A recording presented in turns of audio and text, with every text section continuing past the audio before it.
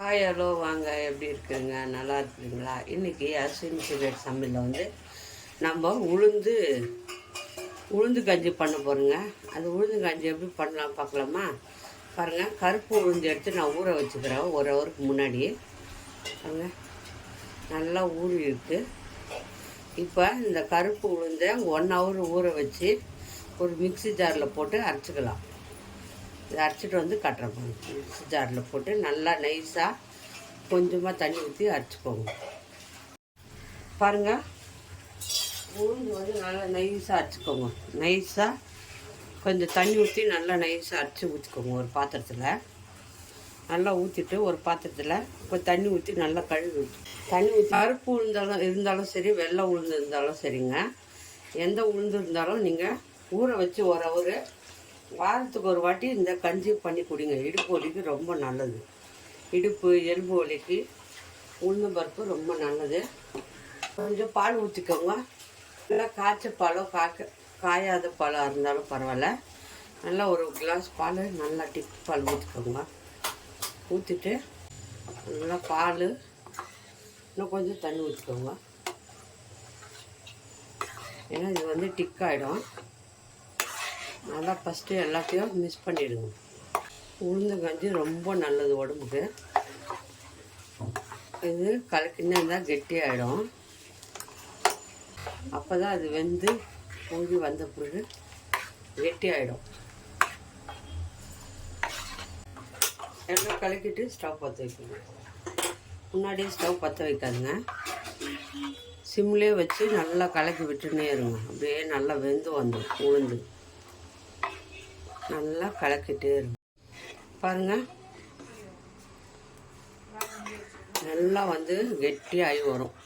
பொங்கி நல்லா கெட்டியாகிடும். உளுந்து நீங்கள் கைவிடாமல் கலக்கிட்டே இருக்கணும். அடி பிடிச்சிடும். கைவிடாதுங்க. சிம்லேயே வச்சு நல்லா கலக்கிட்டே இருங்க. உளுந்து வெந்து வந்துடும். ரொம்ப ஹெல்த்தியானதுங்க, உடம்புக்கு ஆரோக்கியமானது. இடுப்பு வலி, கால் வலி, கை வலி எல்லா வலிக்கும் இந்த உளுந்து கஞ்சி வாரத்துக்கு ஒரு வாட்டி வீட்டில் செஞ்சு சாப்பிட்டு பாருங்கள்.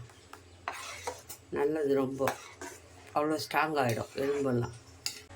அப்படியே ஏலக்காய் ஒரு 2 ஏலக்காவும் போட்டுக்கோங்க. ரொம்ப நல்லா வாசனையாக இருக்கும். ஏலக்காய் ஒரு 2-3 உளுந்துலையும் அரைச்சிக்கலாம். இல்லைன்னா பொடி பண்ணி போட்டுக்கலாம். இவ்வளோ கெட்டியாக ஆனால் போதும். இப்போது நம்ம தேங்காய் கொஞ்சம் திருவுண தேங்காய் போட்டுக்கலாம். தேங்காய் கொஞ்சம் போட்டுக்கோங்க.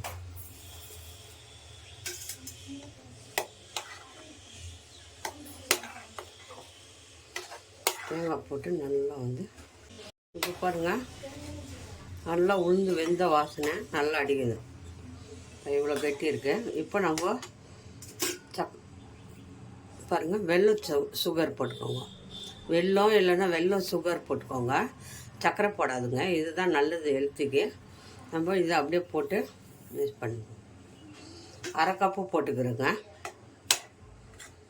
உங்களுக்கு சாப்பிட்டு பார்த்து கூட போட்டுக்கலாம். ஸ்வீட் எவ்வளோ வேணுமோ ஒரு 2 நிமிஷம் அப்படி நல்லா கலக்கிட்டு இதை ஆஃப் பண்ணிடலாம். அவ்வளோதாங்க, ஆயிடுச்சு. பாருங்கள், ஸ்வீட் எவ்வளோ வேணுமோ அவ்வளோ நீங்கள் போட்டுக்கலாம். பாருங்கள், சூப்பராக டேஸ்டியான உளுந்தங்கஞ்சி ரெடி ஆகிடுச்சு. வெள்ளத்தை போட்டு 2 நிமிஷம் கலக்கிட்டு ஆஃப் பண்ணிடுங்க. அவ்வளோதான். செம்ம டேஸ்ட்டாக இருக்குங்க. உடம்புக்கு ஆரோக்கியமானது. சாப்பிடுங்க செஞ்சு பாருங்கள். சூப்பரான டேஸ்டியான கருப்பு உளுந்து கஞ்சி பண்ணியாச்சுங்க. இதே மெத்தடில் வீட்டில் செஞ்சு கொடுங்க. குழந்தைங்களுக்கெல்லாம் ரொம்ப விரும்பி சாப்பிடுவாங்க. ஹெல்த்துக்கு ரொம்ப நல்லது. இது எப்போவுமே மறக்காதுங்க. இந்த மாதிரி கஞ்சி வாரத்துக்கு ஒரு நாள் செஞ்சு கொடுங்க. நல்லா சாப்பிடுவாங்க விரும்பி. யார் யாருக்கு இந்த உளுந்து கஞ்சி பிடிக்குமோ லைக் பண்ணுங்கள், ஷேர் பண்ணுங்கள், கமெண்ட் பண்ணுங்கள். அஸ்வினி சீக்ரெட்டை சர்ப்ரைஸ் பண்ணுங்கள். இன்னொரு டிஷ்ஷில் நம்ம பார்ப்போம். டேஸ்டியான உளுந்து கஞ்சி.